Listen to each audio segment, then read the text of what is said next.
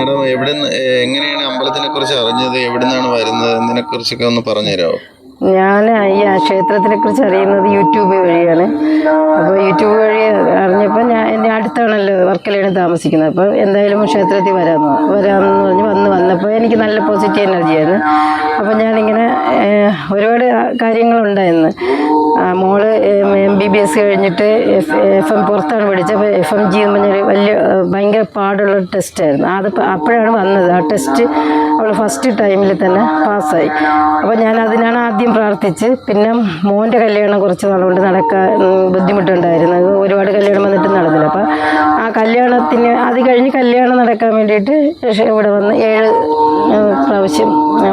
7 ദിവസം ചേർത്തുകൊണ്ട് വന്നു തുളസിമാല വെച്ച്. അപ്പോൾ മോൻ്റെ കല്യാണം ശരിയായി, കല്യാണം നടന്ന് പിന്നെ കല്യാണം കഴിഞ്ഞു.